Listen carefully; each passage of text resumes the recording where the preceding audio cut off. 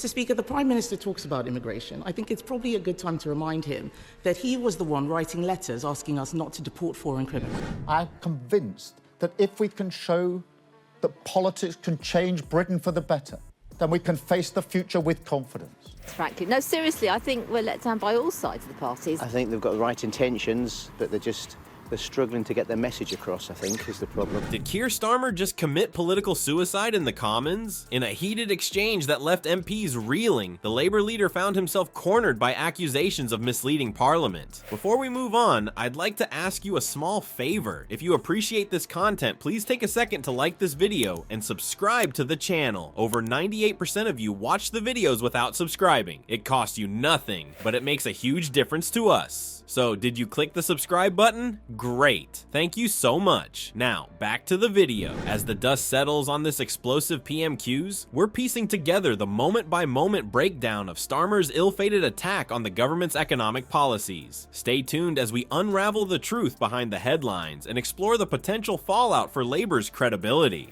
As the tension in the Commons reached a fever pitch, Keir Starmer unleashed a calculated assault on the government's economic policies. The Labour leader, armed with a barrage of statistics and damning evidence, systematically dismantled the Prime Minister's claims of fostering growth and job creation. Starmer's opening salvo targeted the heart of the government's economic strategy. Record levels of immigration under the previous government, nearly 1 million, and she was the cheerleader, she was the one urging on the removal of the caps. Is obvious, but border security is equally obvious in my view, and that's why I've said we are committed to bringing down immigration.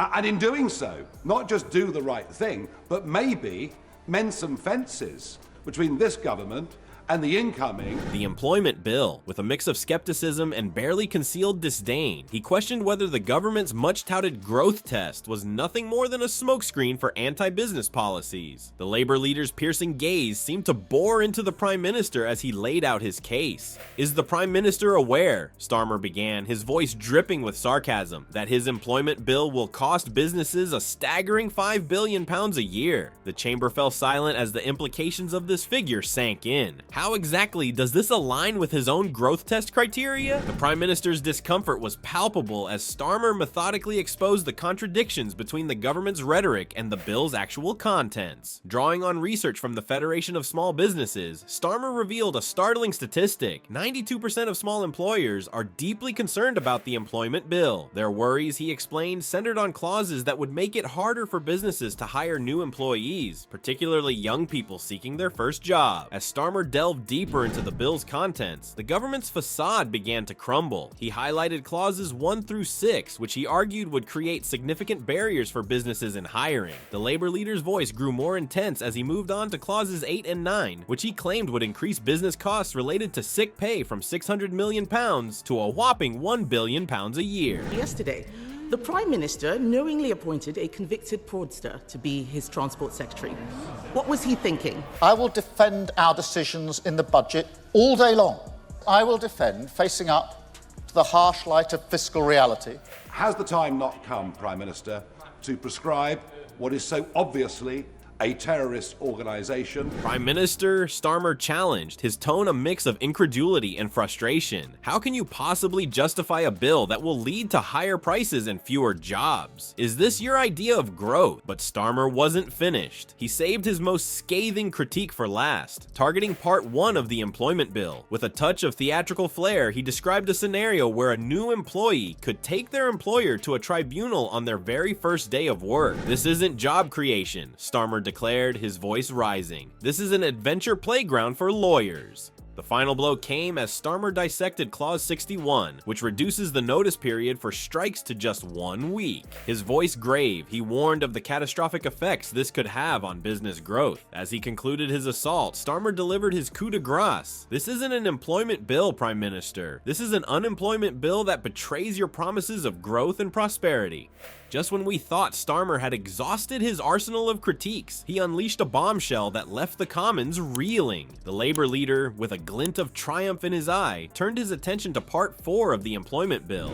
The Westminster issues, we're getting on with fixing the mess, fixing the foundations, that £22 billion black hole.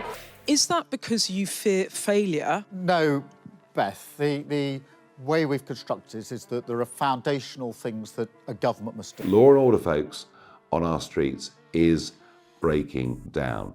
This Prime Minister hasn't got an earthly clue how to deal with it. This section, he claimed, represented the largest expansion of trade union powers in a generation. The irony was palpable. Here was a government that prided itself on being pro-business, yet it was pushing through legislation that could potentially strangle economic growth. Starmer's revelation sent shockwaves through the chamber. Members of parliament on both sides of the aisle shifted uncomfortably in their seats as the implications sank in. The Prime Minister, caught off guard by this unexpected line of attack, visibly struggled to maintain his composure. It was as if Starmer had pulled back the curtain on a carefully constructed illusion, exposing the contradictions at the heart of the government's policy. The Labour leader didn't stop there. He zeroed in on Clause 61, a provision that would reduce the notice period for strikes to just 1 week. Prime Minister, Starmer challenged, his voice dripping with skepticism. How can you possibly reconcile this with your promises of economic stability and growth? The question hung in the air, unanswered and damning.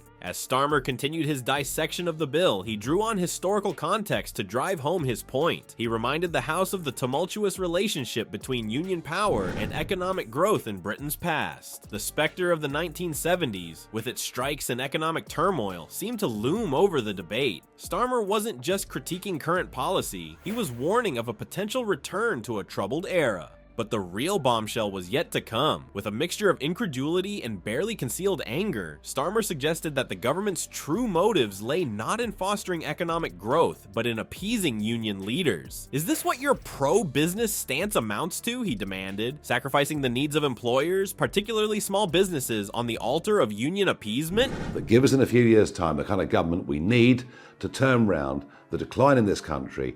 Don't just think Elon or Nick Candy are going to save us. Tax to record levels. They have broken their promises, and it is the working people of this country that are going to pay the price. The first thing she did was bung hundreds of millions of pounds in pay rises to her trade union friends. Wasn't this a fraud on the British people? The Prime Minister, visibly rattled, attempted to defend his position, but his argument seemed weak in the face of Starmer's onslaught. As the debate raged on, it became increasingly clear that the government was struggling to reconcile its promises of growth with the contents of its own bill. As the dust settles on this explosive exchange in the Commons, it's clear that Starmer's critique has exposed a fundamental disconnect between the government's rhetoric and its policies. The employment bill controversy highlights the ongoing struggle between worker protection and economic growth, leaving both parties facing significant challenges in convincing the public of their economic vision. Experts predict that if passed in its current form, the bill could lead to increased business costs, with sick pay alone rising from £600 million to £1 billion annually. This aligns perfectly with the concerns voiced by the Federation of Small Businesses, who argue the bill makes hiring new employees a daunting task for businesses. It's a stark reminder that political promises often crumble when confronted with the harsh realities of economic policy.